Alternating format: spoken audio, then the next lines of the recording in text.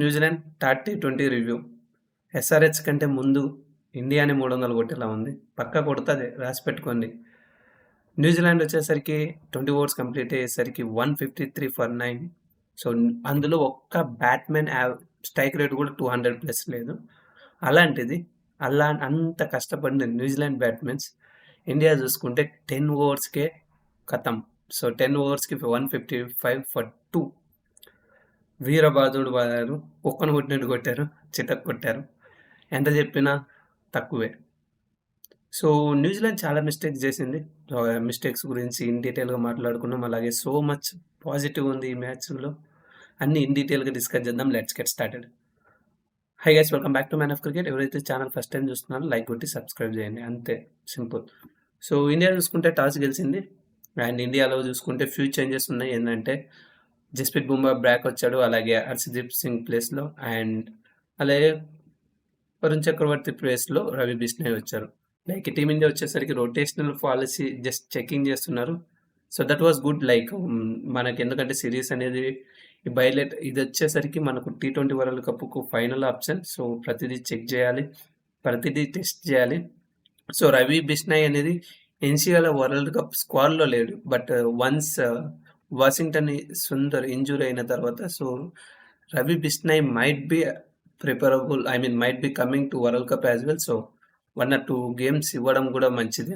Like if in case sudden injuries ఎవరికన్నా అయితే బ్యాకప్గా ఉంటాడు. So that was good. Like Gambhir and సూర్యకి యాడ్సెప్ అని చెప్పొచ్చు. అండ్ అలాగే జస్ప్రీత్ బుమ్రా బ్యాక్ వచ్చాడు. So that's the good thing.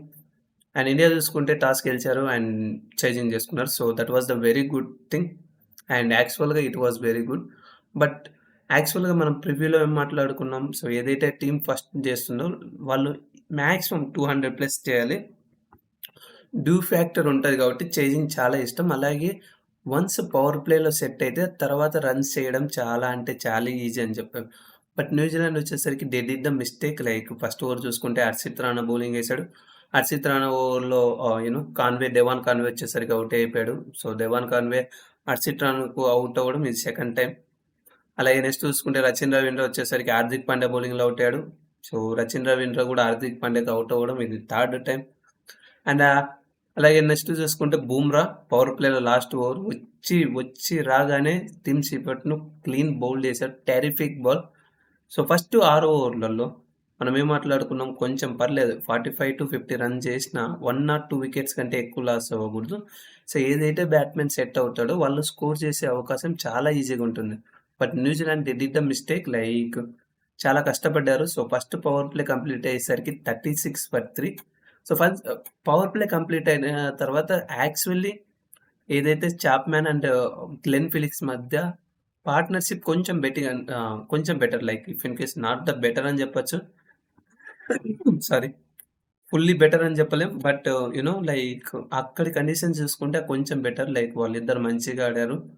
But వాళ్ళిద్దరు పార్ట్నర్షిప్ లైక్ న్యూజిలాండ్ పెద్దగా చూసుకుంటే 9th and 10th ఓవర్లో మాత్రమే వేర్ చాప్మ్యాన్ ఫైట్స్. సో అక్కడ చూసుకుంటే కుల్దీప్ ఓవర్లో ఒక బిగ్ ఓవర్ లైక్ 2-4లో ఒక 6 వచ్చింది.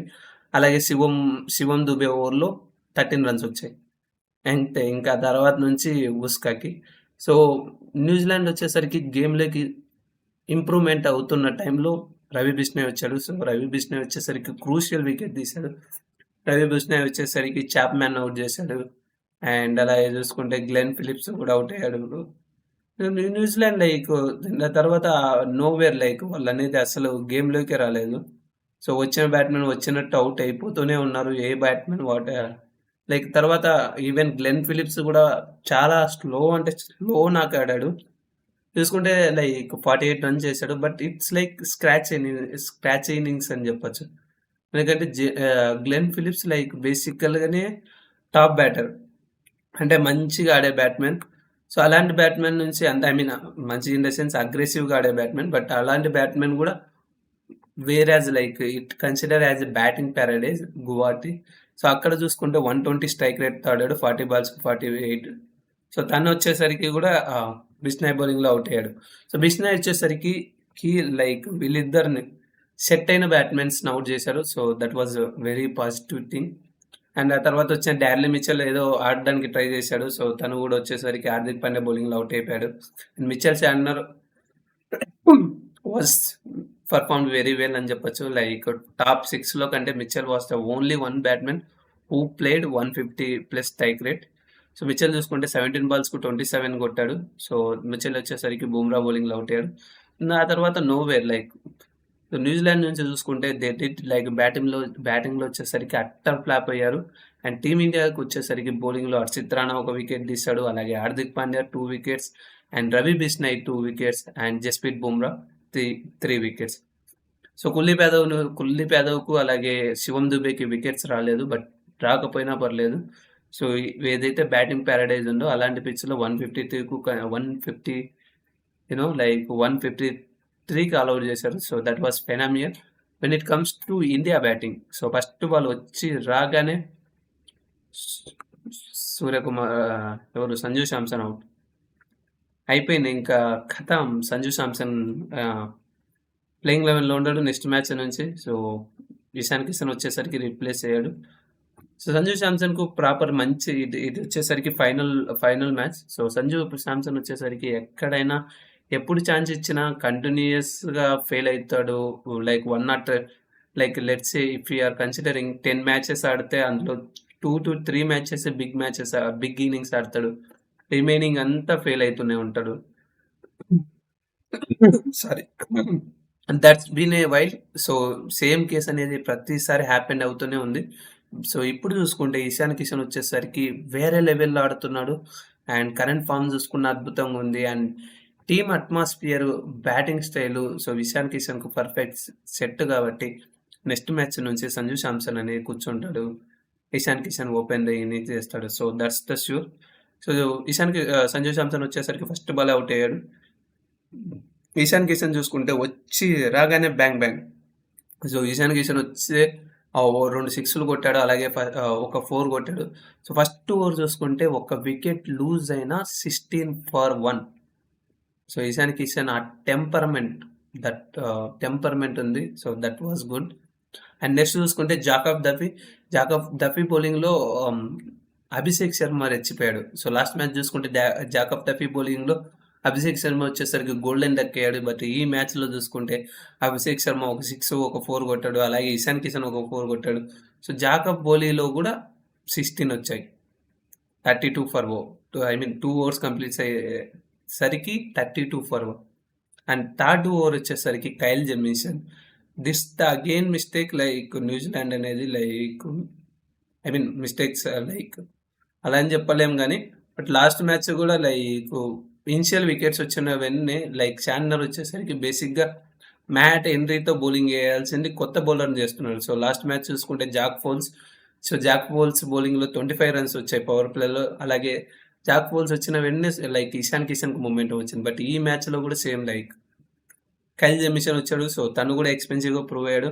అభిషేక్ శర్మ చూసుకుంటే ఒక 4, ఒక 6 కొట్టాడు. అలాగే ఇషాన్ కిషన్ కూడా ఒక 6 కొట్టాడు. ఆ ఓవర్లో చూసుకుంటే 17 రన్స్ వచ్చాయి. 3 ఓవర్స్ కంప్లీట్ అయ్యేసరికి 49 ఫర్ 1. సో, 3 ఓవర్స్ కంప్లీట్ అయ్యేసరికి టార్గెట్ వచ్చేసరికి బాల్ టు బాల్‌లోకి వచ్చింది. అండ్ ఫోర్త్ ఓవర్ వచ్చేసరికి ఇస్సోది వచ్చాడు. So, that was a good move. So, Ish Sodhi చూసుకుంటే ఆ లాస్ట్ మ్యాచ్‌లో కూడా ఇస్సోది వచ్చేసరికి ఇషాన్ కిషన్ అవుట్ చేశాడు. సో, ఇస్సోది వచ్చేసరికి ఇషాన్ కిషన్ అవుట్ చేశాడు. ఇషాన్ కిషన్ చూసుకుంటే 13 బంతుల్లో 28 రన్స్ చేశాడు. ఇషాన్ అవుట్ అయినా కూడా అభిషేక్ శర్మ ఆ ఓవర్లో మంచిగా కొట్టాడు. లైక్ ఒక 4 కొట్టాడు. అలాగే ఒక 4 కొట్టాడు. సో, ఆ ఓవర్ చూసుకుంటే సో 4 ఓవర్స్ కంప్లీట్ అయ్యేసరికి 60 ఫర్ 2. సో, ఇస్సోది ఓవర్లో 11 రన్స్ వచ్చాయి. అండ్ ఫిఫ్త్ ఓవర్లో వచ్చేసరికి హెన్రీ వచ్చాడు. సో, ఆ ఓవర్లో అభిషేక్ శర్మ రెచ్చిపోయాడని చెప్పొచ్చు. రెచ్చిపోయాడు ఇన్ ద సెన్స్ లైక్ ఒక 6 మాత్రమే వచ్చింది. ఆ ఓవర్లో డీసెంట్ ఓవర్ అని చెప్పొచ్చు హెన్రీ నుంచి. సో, ఆ ఓవర్లో చూసుకుంటే 12 రన్స్ వచ్చాయి. సమ్‌వేర్ అరౌండ్ 12 రన్స్ వచ్చాయి. సో, 5 ఓవర్స్ కంప్లీట్ అయ్యేసరికి 72 ఫర్ 2. అప్పటికి బాళ్ళ కంటే టార్గెట్ తగ్గిపోయింది. And power play last over అక్కడ జాకబ్ దఫీ వేశాడు. వేరే లెవెల్‌లో కొట్టాడు. జాకబ్ దఫీ లాస్ట్ మ్యాచ్ జైక్ ఫోల్స్ అలాగే ఈ ఓవర్లో జాకబ్ దఫీ పాపం ఆర్‌సీబీ ఫ్యాన్స్ అంతా జాకబ్ డపిని బాగా మంచిగా హైలైట్ చేసుకుంటున్నారు. లైక్ అదర్ బౌలర్స్ రన్స్ కొట్టించుకుంటున్నా మావాడు కొట్టించుకోవట్లేదు ఆర్సీబీ బ్లడ్ అని. బట్ పాపం ఈ మ్యాచ్ తనకు కూడా తప్పలేదు. సో జాకబ్ డఫీ వేసిన రెండో ఓవర్లో, దట్ ఈస్ వచ్చేసరికి పవర్ ప్లే లాస్ట్ ఓవర్లో 22 పరుగులు వచ్చాయి. అభిషేక్ శర్మ 2 4లు ఒక 6, సూర్యకుమార్ ఒక 6 కొట్టాడు. సో పవర్ ప్లే కంప్లీట్ అయ్యేసరికి టీమిండియా స్కోర్ వచ్చేసరికి 94 for 2. అండ్ దీనితో అభిషేక్ శర్మ వచ్చేసరికి ఫాస్టెస్ట్ 50 అని చెప్పొచ్చు. లైక్ ఇంటర్నేషనల్, లైక్ ఇండియా నుంచి సెకండ్ ఫాస్టెస్ట్ అని చెప్పొచ్చు. అంతకంటే ముందు యువరాజ్ సింగ్ ఉన్నాడు.